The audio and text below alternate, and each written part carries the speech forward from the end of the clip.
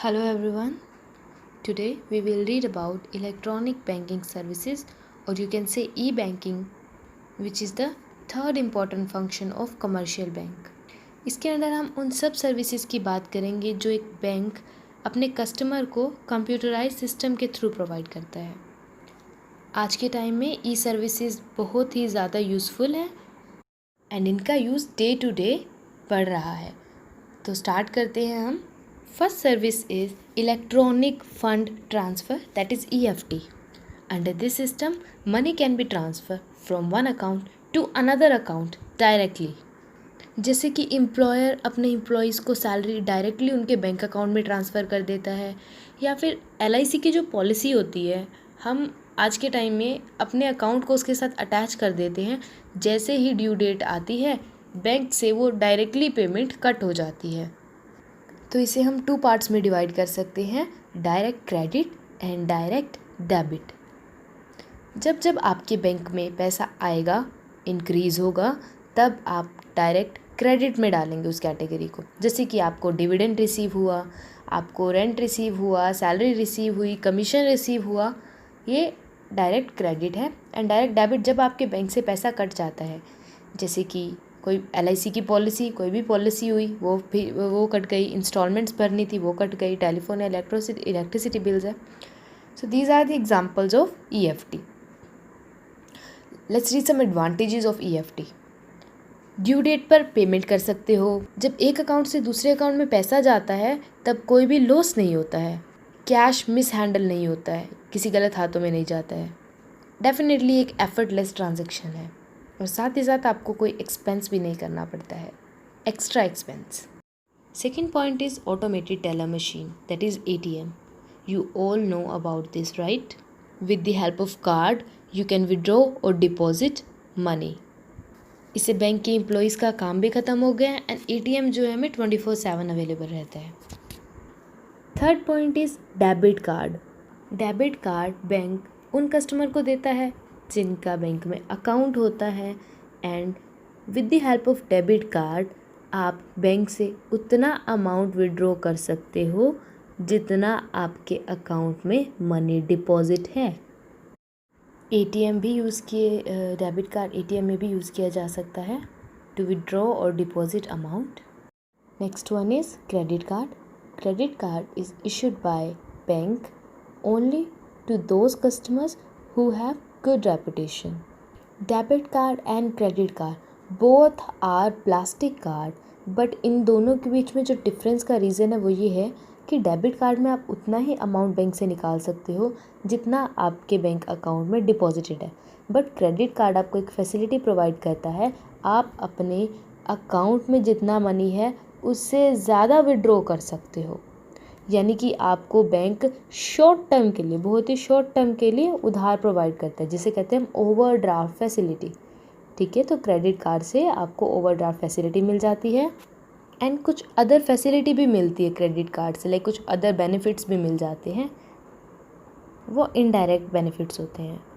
Card पर आपके bank का नेम, आपका नेम, आपकी आइडेंटिटी, अदर इन्फॉर्मेशन, जो भी इंपॉर्टेंट इन्फॉर्मेशन होती है वो मेंशन होती है। देन जितना भी एक्स्ट्रा मनी कस्टमर ने निकाला होता है, जो भी बैंक की कंडीशन होती है उस अकॉर्डिंग वो अमाउंट बैंक में डिपॉजिट करवा दिया जाता है। यूजुअली टाइम पीरियड शॉर्ट ही होता है, 10 to 40 डेज़ का टाइम होता है। Next one is tele banking. Tele banking में क्या होता है, एक पर्सन अगर अपने अकाउंट की इन्फॉर्मेशन जानना चाहता है तो टेलीफोन से वो ट्रांजेक्शन का पता कर सकता है, and this facility is available round the clock, it means 24/7। Sixth point is core banking, जिसे कोर बैंकिंग सॉल्यूशन या सेंट्रलाइज्ड बैंकिंग सॉल्यूशन भी कहा जाता है, इन शॉर्ट CBS में कस्टमर का स्टेटस चेंज कर दिया जाता है। यूजुअली एक पर्सन जो बैंक में अकाउंट ओपन करवाता है उसे उस पर्टिकुलर ब्रांच का ही कस्टमर कंसीडर किया जाता है। जैसे अगर आपका SBI में किसी भी बैंक अकाउंट में किसी भी ब्रांच में अगर आपने अकाउंट ओपन करवाया तो आप उस ब्रांच के ही कस्टमर कंसीडर किए जाते हो, यही होता है generally. But core banking system में क्या होता है, आपका स्टेटस कन्वर्ट कर दिया जाता है, यानी कि कस्टमर का स्टेटस सिर्फ उस ब्रांच तक लिमिटेड नहीं रखा जाएगा, उसे SBI का कस्टमर बना लिया जाएगा। अब पूरे इंडिया में जहाँ भी एसबीआई के ब्रांचेस हैं वहाँ सब उस पर्सन का अकाउंट ऐसे ही ट्रीट किया जाएगा जैसे वो उसी ब्रांच का कस्टमर है। तो यहाँ पर अब वो कस्टमर ऑफ अ ब्रांच नहीं रह गया है, वो कस्टमर ऑफ द बैंक बन चुका है। इसके बेनिफिट्स बिल्कुल ही क्लियर हैं, क्योंकि बैंकिंग की काफ़ी ऐसे इंपॉर्टेंट ट्रांजेक्शन्स या ऐसे कुछ इंपॉर्टेंट फंक्शन होते हैं जो हम जहाँ पर कस्टमर ने अपना अकाउंट ओपन करवाया होता है ना वहीं से हो सकते हैं। बट क्योंकि अब एक पर्सन पूरे बैंक का ही कस्टमर बन गया है तो अब उसे प्रॉब्लम नहीं आएगी। अगर उसे कुछ भी सर्विस चाहिए, कोई भी ऐसी ट्रांजेक्शन है, तो वो किसी भी ब्रांच में जाकर अपना वर्क करवा सकता है।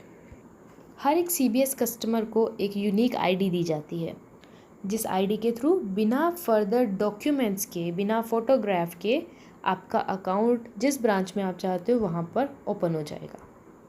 क्या क्या फैसिलिटी मिलती है एक सीबीएस कस्टमर को? किसी भी सीबीएस ब्रांच से कैश विड्रॉ करवा सकते हो, फ़ंड बहुत इजीली ट्रांसफ़र हो जाएगा किसी भी अकाउंट में, पासबुक को अपडेट करवाया जा सकता है in any branch. When I से एनी ब्रांच इट मीन्स उस कस्टमर ने जिस जिस ब्रांच में अपना अकाउंट ओपन करवा लिया है उसके through. And one more facilities, जैसे कि आपको बताया था, अगर हम किसी ब्रांच के कस्टमर होते हैं तो कुछ लिमिटेशन होती है जो काम हम ब्रांच से ही करवा सकते हैं, बट अब वो लिमिट्स नहीं होंगी, आप कहीं से भी अपना काम करवा सकते हो। 7th point is national electronic fund transfer, that is NEFT. ये एक इलेक्ट्रॉनिक फ़ंड ट्रांसफ़र है जिससे हम एक बैंक अकाउंट से दूसरे बैंक अकाउंट में कंप्यूटराइज सिस्टम के थ्रू मनी ट्रांसफ़र कर सकते हैं। ज़रूरी नहीं है दूसरी ब्रांच जहां आपको मनी ट्रांसफ़र करना है वहां आपका अकाउंट हो, आप किसी भी अकाउंट में मनी को ट्रांसफ़र कर सकते हो। ये ट्रांजेक्शन अकर होने में अप्रोक्स हाफ एन आवर का टाइम लगता है। वन टाइम में वन ही ट्रांजेक्शन की जा सकती है, so customer might have to wait for their turn. RBI ने कुछ नॉर्म्स सेटल किए हैं नेफ्ट पेमेंट से related, time to time update करती रहती है इनको, तो एक बैंक को ये सब गाइडलाइंस को फॉलो करना होता है। Now let's read some features of NEFT. First is for being a part of NEFT fund transfer system a branch has to be NEFT enable. ये फैसिलिटी हर एक ब्रांच में प्रोवाइडेड नहीं होती है, तो जो ब्रांच है उसके पास नेफ्ट फैसिलिटी होनी चाहिए, वो प्रोवाइड करवाता हो, तभी आप जो उस बैंक का कस्टमर है वो ये फैसिलिटी को अवेलेबल कर सकता है। Second is not only individual firm और company maintaining account with the bank branch can transfer fund using NEFT, but even such individuals who do not have a bank account can also deposit cash at the NEFT enabled branch with instruction to transfer fund using NEFT. It means ज़रूरी नहीं है कि आपका उस bank account में उस bank में आपका अकाउंट हो। कोई भी पर्सन जिसका अकाउंट नहीं है बट अगर कोई ब्रांच नेफ्ट एनेबल है तो वहाँ पर इंस्ट्रक्शन को फॉलो करते हुए ये ट्रांजेक्शन को किया जा सकता है। वो इंडिविजुअल, वो फर्म और वो कंपनी जिनका अकाउंट नेफ्ट ब्रांचेस में है वो पर्सन ही नेफ्ट के थ्रू पेमेंट को रिसीव कर सकते हैं। फोर्थ पॉइंट इज़ जो नेफ्ट पेमेंट है ये अमाउंट रेस्ट्रिक्शन नहीं लगाता, लिमिट नहीं देता कि आप कितनी अमाउंट ट्रांसफ़र कर सकते हो, आप कितनी भी अमाउंट को ट्रांसफ़र कर सकते हो। बट अगर कस्टमर का बैंक अकाउंट नहीं है उस ब्रांच में, उस नेफ्ट एनेबल में, तब एक लिमिट आ जाती है 50,000 रुपीज़ की, आप 50,000 रुपीज़ ही ट्रांसफ़र करवा सकोगे तब।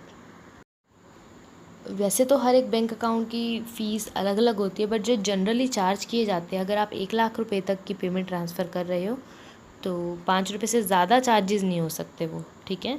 मैक्सिमम 5 हो सकते हैं, इससे कम हो सकते हैं, ये डिपेंड करता है बैंक पर, और प्लस में जीएसटी लगेगी।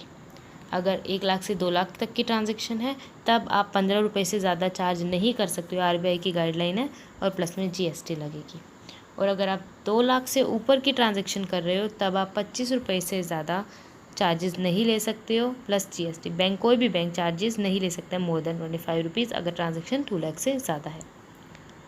No charges to be levy on the beneficiary और रिसीवर ऑफ फंड। जो पर्सन रिसीव करेगा उससे कोई चार्ज नहीं लिया जाएगा, जो पर्सन पे कर रहा है यानी कि जो भेज रहा है, ट्रांसफ़र कर रहा है, उससे चार्जेस लिए जाएंगे। फ़ौरन से रेमिटेंसेस को आप नहीं रिसीव कर सकते हो with the help of NEFT. NEFT batches में ट्रांजैक्शन को सेटल करते हैं, जैसे बताया ना, एक आधा घंटा लग जाता है एक ट्रांजैक्शन को होने में, तो बैचेज़ फिक्स है, उसी बैचेज़ में ही ये ट्रांजैक्शन को किया जाता है।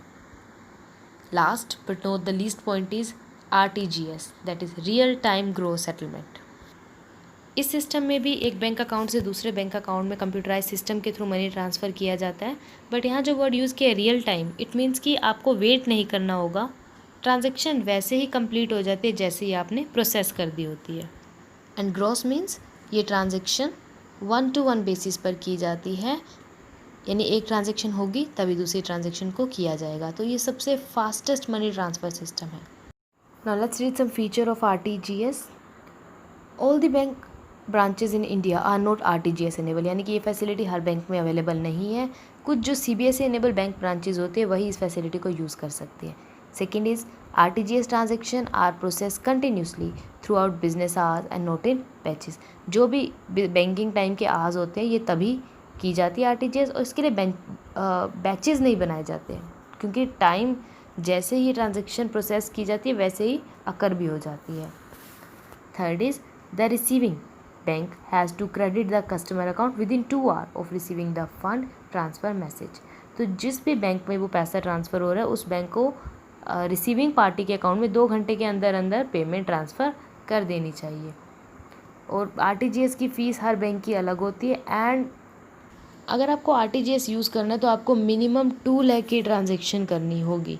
2 लाख से डाउन के लिए आप RTGS यूज़ नहीं कर सकते हैं, अबव में आप कितनी भी लिमिट ले सकते हो। तो नेफ्ट और RTGS ये दोनों ही EFT का ही पार्ट है, एक तरह से मनी ट्रांसफ़र करता है। बट इनमें डिफरेंस क्या है कि जो NEFT है वो उसके लिए कोई मिनिमम ट्रांजेक्शन नहीं कही गई है, बट RTGS के लिए मिनिमम ट्रांजेक्शन है 2 लाख रुपीज़।